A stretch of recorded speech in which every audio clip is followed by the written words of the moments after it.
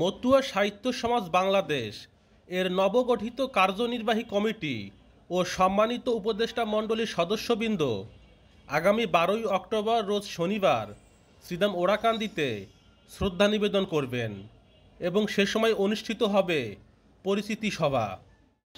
জহেরবল জহের sir, আমরা মতুয়া সাহিত্য সমাজ বাংলাদেশের পক্ষ থেকে আহ্বায়ক টিম, আমি আহ্বায়ক আশিস কুমার বাগচি এবং আমার সদস্য সচিব শ্রী তুষার বিশ্বাস এবং সাথে আমাদের আর দুই সদস্য শ্রী অনিমেষ মণ্ডল এবং শ্রী বাপি বিশ্বাস, আমরা চারজন মিলে আজকে শ্রীদাম ওরাকান্দিতে এসেছি। কেন এসেছি সেটা আপনাদের আহ্বান জানাচ্ছি।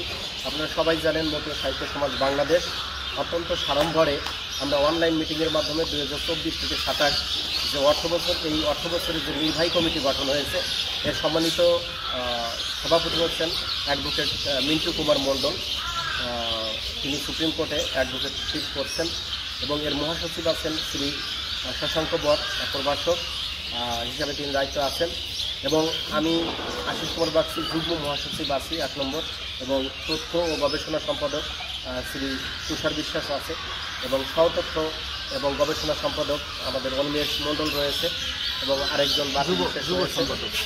তো আমরা আজকে এখানে এসেছি, এর কারণ হচ্ছে আমাদের মূল কমিটি গঠন অনলাইনের মাধ্যমে হলেও আমরা ঠাকুরবাড়িতে আমাদের পূর্ণব্রহ্ম হরিচাঁদ ঠাকুরকে আমরা শ্রদ্ধা নিবেদন করব, আমাদের আদর্শ শ্রী শ্রী হরিচাঁদ ঠাকুরকে আমরা শ্রদ্ধা নিবেদন করব এবং এই শ্রীদাম ওরাকান্দিতে যে সকল ঠাকুররা রয়েছেন তাদের আমরা আশীর্বাদ গ্রহণ করব এবং আশীর্বাদ গ্রহণের পরে আমাদের পাশে এই মতুয়া সমাজের যে আলোকবর্তিকা সর্বোচ্চ মানের যে স্টার্ট করেছিল যে সারা পৃথিবীকে আলোকিত করতে, যে সত্যভামা হাই স্কুল রয়েছে, সেখানে বসে আমাদের পরিচিতি সভাটা হবে। এই 131 সদস্য বিশিষ্ট যে আহ্বায়ক টিম, এই 131 সদস্য যে মূল কমিটি, এই নির্বাহী কমিটি এবং উপদেষ্টা মণ্ডলী যারা আছেন সবাই মিলে ওই দিন আমরা এখানে আমরা শ্রদ্ধা নিবেদন করবো এবং পরিচিতি সভা করব।